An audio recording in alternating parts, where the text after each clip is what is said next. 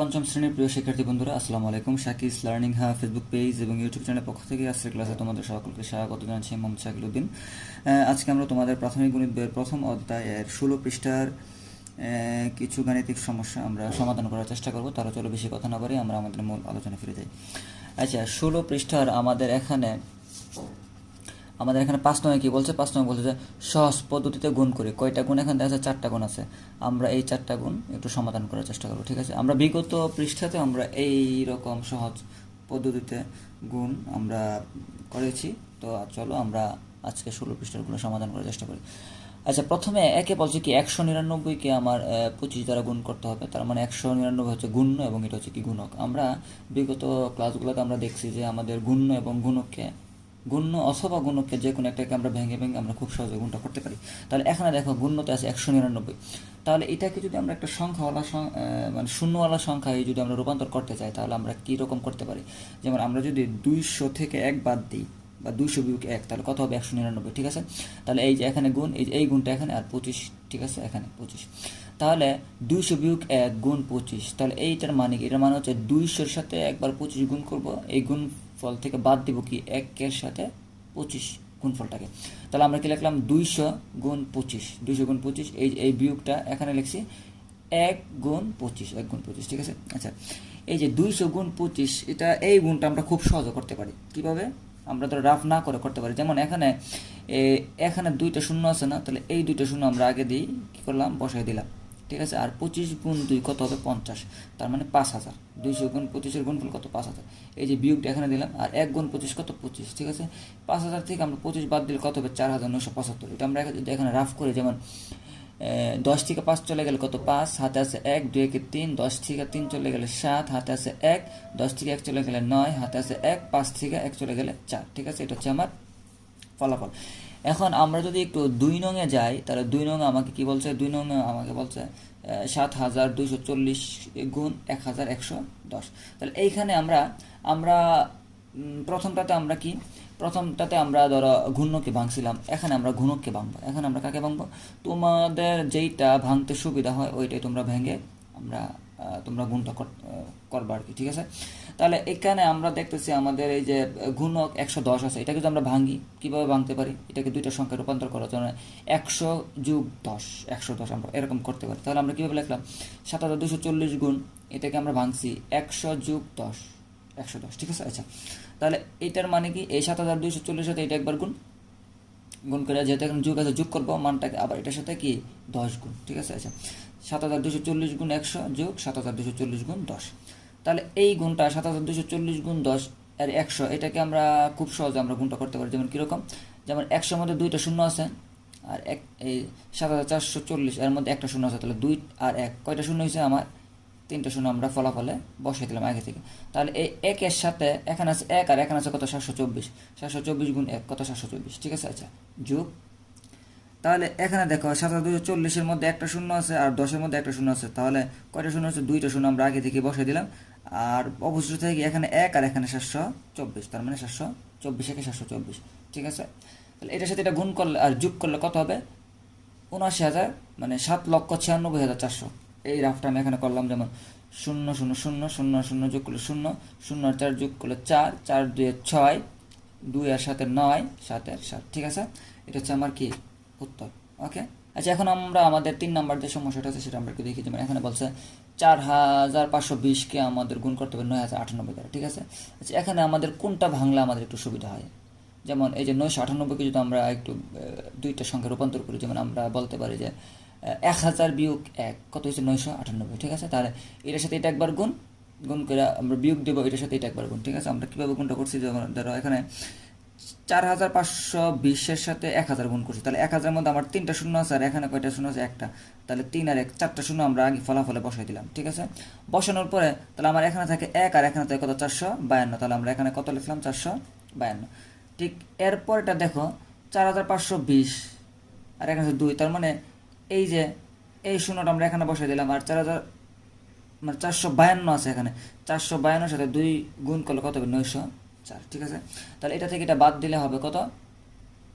একক দশ শতক হাজার অযুত লক্ষ 45,10,960। এই রাফটা আমরা এখানে করলাম, ঠিক আছে?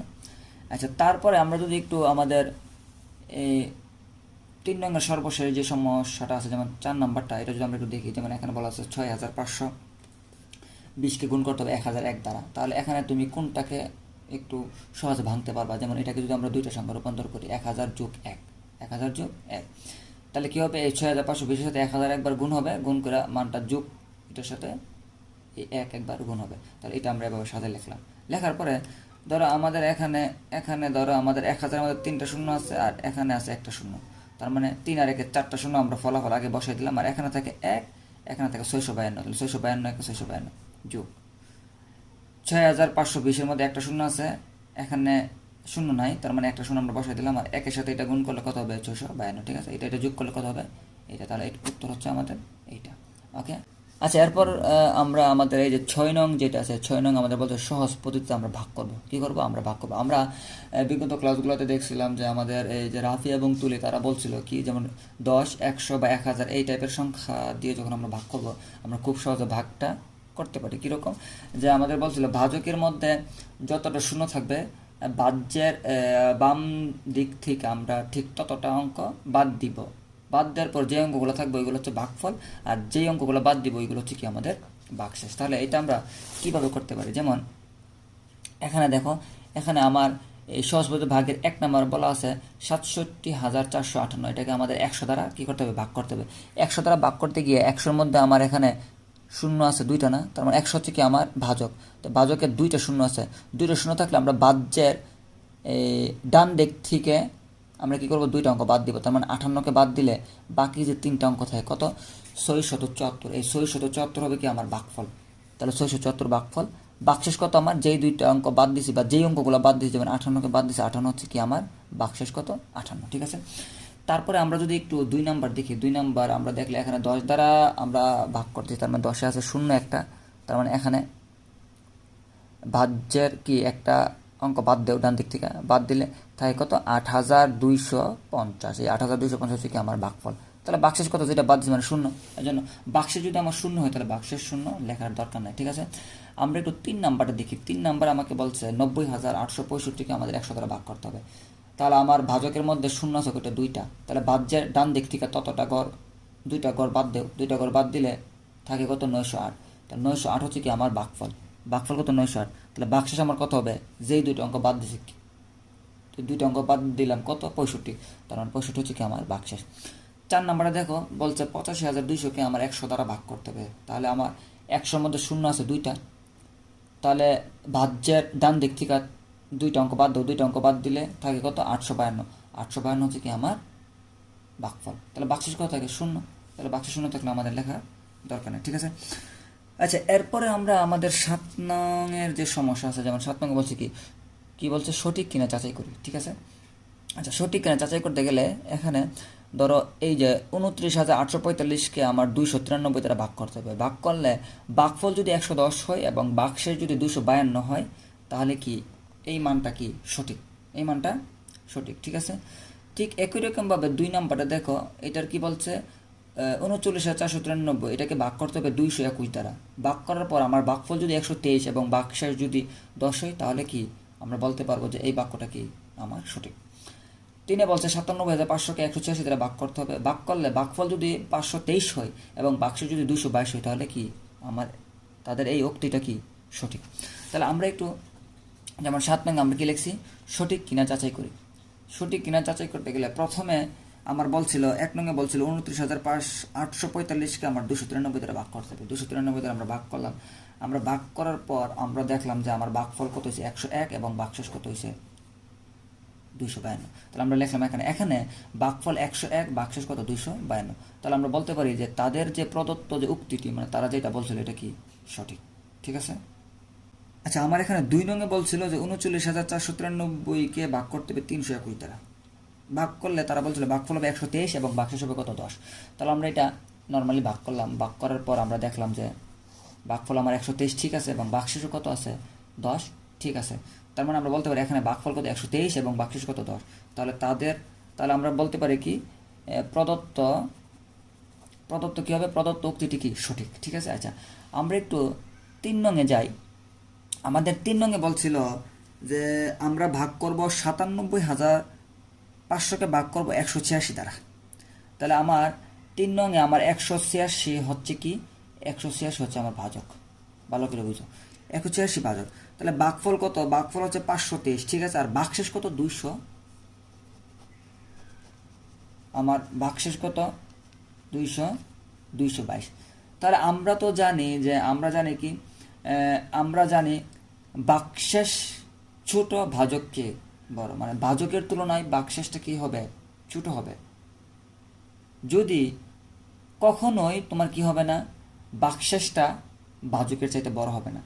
যদি ভাজকের চাইতে ভাগশেষটা বড় হয় তাহলে কি এই ভাগটা কি সঠিক নয়। তাহলে আমরা এখানে লিখলাম যে আমরা জানি ভাগশেষ লেস দেন ভাজক। এটার মানে কি? এটার মানে হচ্ছে ভাগশেষটা ছোট, ভাজকটা কি বড়। এখানে ভাগশেষ ভাজক অপেক্ষায় বড়। আমার 3 নংয়ের যেই সমস্যাটা, এটার মধ্যে আমরা দেখলাম যে ভাগশেষ ভাজক অপেক্ষা বড়। তাহলে আমরা বলতে পারি খুব সহজে, সুতরাং প্রদত্ত উক্তিটি কি নয়? সঠিক নয়। ঠিক আছে, ওকে। আচ্ছা, এখন আমরা আমাদের যে 8 নংয়ের যে সমস্যাটা আছে সেটা আমরা একটু দেখবো। যেমন 8 নংয়ে আমাকে কি বলছিল? 8 নংয়ে আমাকে বলছে কোনো বাড়িতে 98,000 গ্রাম চাল আছে, তাদের যদি প্রতিদিন 650 গ্রাম চাল লাগে, তবে কততম দিনে চাল শেষ হবে? আমার উত্তরটা হবে কি? ক্রমবাচক সংখ্যায়। উত্তর কী হবে? ক্রমবাচক সংখ্যায়। তাহলে এটা আমরা কিভাবে করতে পারি? আমাদের টোটাল চাল আছে 98,000 গ্রাম। 98,000 গ্রাম। তাহলে আমার প্রতিদিন চাল লাগে 650 গ্রাম। প্রতিদিন কি লাগে? 650 গ্রাম চাল লাগে। তাহলে আমরা যদি 98,000 গ্রাম চালকে 650 দ্বারা ভাগ করি, তাহলে কততম দিন পাবো? মানে কততম দিনে আমার টোটাল চালটা শেষ হবে। তাহলে এটা আমরা একটু ভাগ করলাম। ভাগ করে দেখলাম যে আমার ধরো এখানে 650, ভাজকে আমার 3 অঙ্ক আছে। আমরা ভাজ্যের মধ্যে 3 অঙ্ক বিবেচনা করি। 3 অঙ্ক 980, তাহলে ভাগ করা যায়। তাহলে একবার দিলে কত হবে? 650 বিয়োগ করো, 0 থেকে 0 গেলে 0, 8 থেকে 5 চলে গেলে 3, 9 থেকে 6 চলে গেলে 3। এই যে 0 নামাও। নামানোর পরে আমরা যখন 650 সাথে 5 গুণ করলাম, তখন আমরা দেখলাম যে 3250 আসে। বিয়োগ করলে কত? 0 থেকে 0 বিয়োগ করলে 0, 10 থেকে 5 চলে গেলে 5, হাতে আছে 1, 3, 3 থেকে 3 চলে গেলে কিছু নাই, 3 থেকে 3 চলে কিছু নাই। এই 0 নামাও। নামানোর পর কত হচ্ছে? 500। তাহলে 650কে তো 500 দ্বারা ভাগ করা যায় না। তার মানে আমরা কত দ্বারা দিলাম? 0 দ্বারা দিলাম। 0 দ্বারা দিলে কত হবে? 0। বিয়োগ করলে কত থাকে? 500। তাহলে আমরা দেখতেছি যে আমার প্রতিদিন যদি 650 গ্রাম চাল লাগে, এই 98,000 গ্রাম চাল শেষ হইতে আমার 150 দিন লাগে। 150 দিন খাওয়ার পরও আমার 500 গ্রাম চাল কি থাকে? অবশিষ্ট থাকে। তাহলে আমার এই 98,000 গ্রাম চাল শেষ হইতে আমার কততম দিন লাগবে বা কততম দিন শেষ হবে? আমরা দেখলাম যেহেতু আমার 150 দিন খাওয়ার পরেও আরও কিছু চাল অবশিষ্ট থাকে, তার মানে কি এর পরের দিন যখন আমরা আবার খাবো তখন কিন্তু কি 500 গ্রাম চাল শেষ হয়ে যাবে। তাহলে আমরা বলতে পারি যে সুতরাং 150 যোগ 1, 151তম দিনে আমার কি হবে? চাল শেষ হবে। আমার এটাই কি উত্তর। আমরা তাহলে যদি একটু 9 নাম্বারটা দেখি, আমার 9 নাম্বারটা এখানে কি বলছে? আমাদের এখানে 9-এ বলছে যে একটি বই তৈরি করতে আমার 138টা কাগজ লাগে। 70,000টা কাগজ দিয়ে কয়টি বই তৈরি করা যাবে?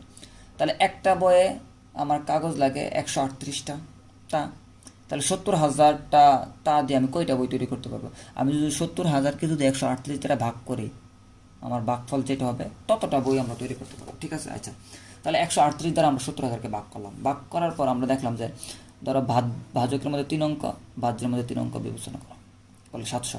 তাহলে 138 সাথে কত গুণ করলে 700 সমান পাতার কাছাকাছি আসে?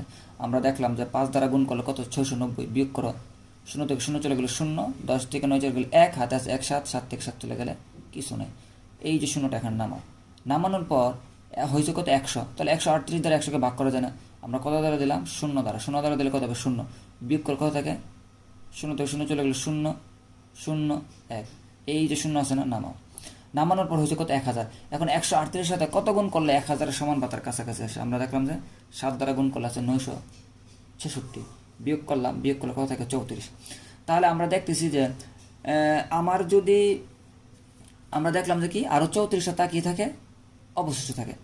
তাহলে আমরা 70,000টা আমরা যদি 70,000টা দিয়ে, মানে 70,000টা আমার কাছে আছে, তার মানে আমি যদি একটা বই তৈরি করতে আমার যদি 138টা তা লাগে, তাহলে 70,000টা দিয়ে আমি 509টা বই তৈরি করতে পারি, তৈরি করার পরও আরও 34টা তা কি থাকে আমার অবশিষ্ট থাকে, 34টা তা আমার কি থাকে অবশিষ্ট থাকে।